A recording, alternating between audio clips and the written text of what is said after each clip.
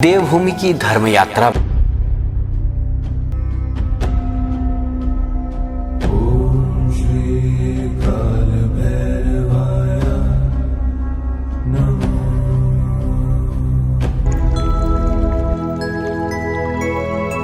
हमारी दुनिया बहुत बड़ी है, जहां तरह तरह के अजीबोगरीब रहस्य भरे पड़े हैं। कुछ को तो सुलझा लिया गया, लेकिन सैकड़ों रहस्य आज भी अनसुलझे हैं, जिन्हें सुलझाने की बहुत कोशिश की गई, लेकिन आज तक कोई समाधान नहीं निकल पाया। ऋषि मुनियों और अवतारों की भूमि भारत एक रहस्यमयी देश है। भारत में कई ऐसे स्थान हैं जिनका आज भी रहस्य बरकरार है। आपने भी कई ऐसी रहस्यमयी गुफाओं के बारे में सुना होगा, लेकिन आज हम आपको देवभूमि की धर्म यात्रा में एक ऐसी गुफा के बारे में बताने जा रहे हैं जहां पर दुनिया के खत्म होने का राज छिपा हुआ है। बताया जाता है कि इस गुफा में मौजूद पत्थर से पता लगाया जा सकता है कि दुनिया का अंत कब होगा। भारत के साथ साथ दुनिया भर में अनेकों ऐसी गुफाएं मौजूद हैं जो लोगों के लिए आज भी हैरानी का विषय बनी हुई है। इन्हीं में से एक है उत्तराखंड के पिथौरागढ़ जिले में स्थित पाताल भुवनेश्वर गुफा। जी हाँ, जिसका जिक्र पुराणों में भी किया जाता है। ऐसा माना जाता है कि इस गुफा के गर्भ में दुनिया के खत्म होने का राज भी छिपा हुआ है। तो शेषनाग जिला जब वो पूजने तो वहाँ की वो टाइम में तो सब साक्षात रूप चाहिए। वो जदुक नाग कन्या और इच्छाधारी नाग सी बदल बड़े उन्हें सपनल आवे जो सो वो पकड़ बे उन्हें ले गया उन्हें सिद्ध उन्हें मुकला शेषनाग जी ने उन्हें क्या करो अपना 100 फन उठाए एक जगह। आजो दिन में वो फन प्रत्यक्ष प्रमाण से भीतर में जो एल तुम देख भी आए तो वो फन में जो सो उन्हें जब उठा से तो उन्हें को रात जात कुछ घबरा गए। उन्हें को घबराओ मत। उन्हें उनसे पूछो, बोला तुम पहले तो मनुष्य हो, तुम आ कैसे गए यहाँ? अब आए तो अब तुम अपने कुल और उस कुल और बार में बताओ कि तुम क्या कुल बेटे पैदा ही था और फिर तुम्हें क्या नाम का यहाँ उन्हें श्रेय मिला। तो उन्हें सब बता अपने बताओ तो सब। ये मंदिर रहस्य और सुंदरता का बेजोड़ मेल है। आपको बता दें, समुद्र तल से 90 फीट नीचे इस मंदिर के अंदर जाने के लिए बेहद ही पतले रास्तों से जाना पड़ता है। इस मंदिर के बारे में ऐसा कहा जाता है कि सूर्य वंश के राजा और त्रेता युग में अयोध्या पर शासन करने वाले राजा ऋतुपर्ण ने इस गुफा की खोज की थी, जिसके बाद उन्हें यहाँ नागों के राजा अधिशेष मिले थे। ऐसा कहा जाता है कि इंसानों द्वारा मंदिर की खोज करने वाले राजा ऋतुपर्णा पहले व्यक्ति थे। अधिशेष ऋतुपर्णा को गुफा के अंदर ले गए, जहां उन्हें देवी देवताओं के साथ साथ भगवान शिव के दर्शन का भी सौभाग्य प्राप्त हुआ। ऐसा कहा जाता है कि फिर उसके बाद इस गुफा की चर्चा हुई ही नहीं।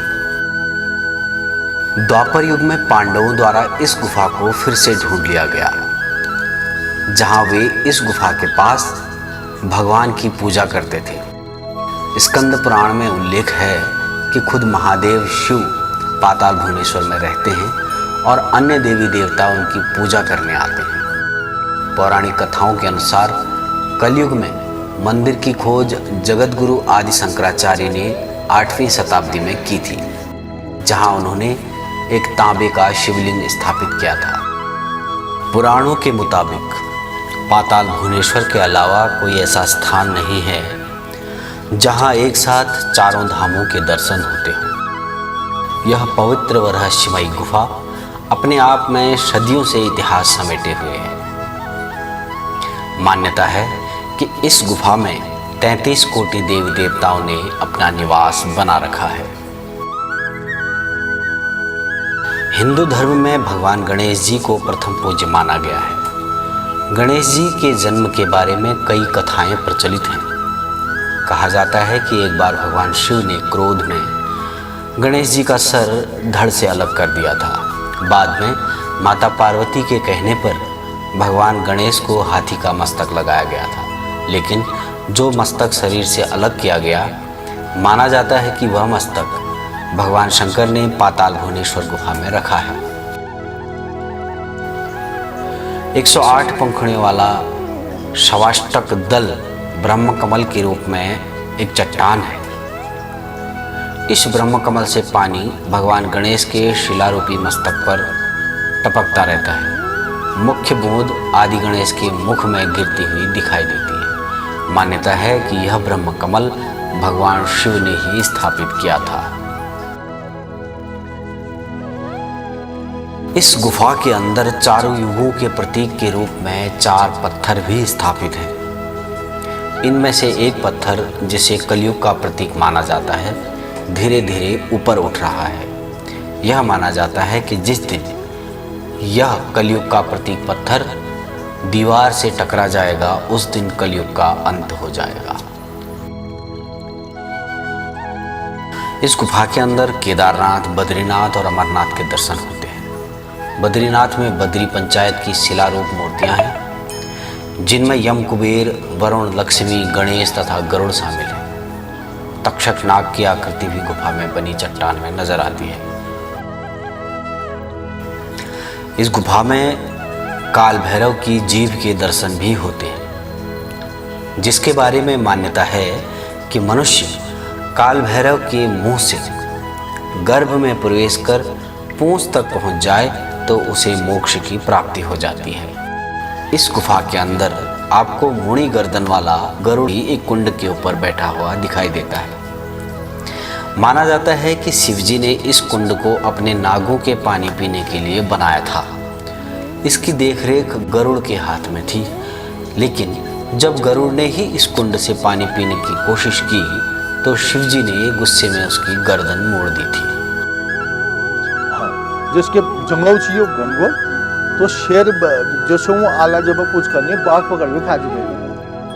उन्हें कुछ आदमी तो इसके हुआ जैसे, तो उन्हें फिर पत्ता लगा, उन्हें को यार वो आदमी है, उन्हें को ढूंढो, फिर काशी बेटे हमारा बुजुर्ग लाई जाओ, भंडारी बेटे ला जाओ, तो उन्हें को यो संरक्षण कर सके क्षेत्र में, मतलब काशी बटे आई ब्याह। तो उन्हें फिर की नाम का वहाँ बटे हमारी पीढ़ी बसाई, तो लबटे पीढ़ी बसा फिर हमारे एक बुजुर्ग भोग लगा सलामत रहनु पूरा शिवजी मतलब भाग्य वो चीज की ये कर सकना मेरे सेवा। फिर उल्ला बेटे दूसरी पीढ़ी बे, तीसरी बे, फिर हमारा बौजू आर्मी बेटे रिटायरमेंट हुआ, हमारा बौजू बंगाल इंजीनियर में थे, तो उनिल पूजा ये जाती। उत्तराखंड के पिथौरागढ़ में स्थित पाताल भुवनेश्वर गुफा भक्तों की आस्था का केंद्र है। यह गुफा उत्तराखंड के कुमाऊं मंडल के प्रसिद्ध नगर अल्मोड़ा से शेराघाट होते हुए 160 किलोमीटर की दूरी तय कर पहाड़ी वादियों के बीच बसे सीमांत कस्बे गंगोली हाट में स्थित है। गुफाओं की आकृतियों के विज्ञान के पास जवाब बेशक हों, लेकिन इस पहेली का आज तक जवाब नहीं मिला। अगर पाताल भुवनेश्वर की ये कहानी सिर्फ एक वैज्ञानिक घटना है, तो सदियों पहले इसका जिक्र स्कंद पुराण में कैसे किया गया? क्यों आदि शंकराचार्य ने इसे देवलोक का नाम दिया था? आखिर कैसे पाताल भुवनेश्वर में मिलती हर कहानी का सिरा पौराणिक कहानियों से जुड़ता है? विज्ञान और आस्था दोनों का अपना अपना स्थान है। उत्तराखंड में देवताओं का निवास स्थान है। इसे स्वच्छ व सुंदर बनाए रखने में अपना पूर्ण योगदान दें। पाताल भुवनेश्वर की गुफा का श्रद्धा व शुद्धता के साथ दर्शन करें, आपकी मनोकामना पूर्ण होगी।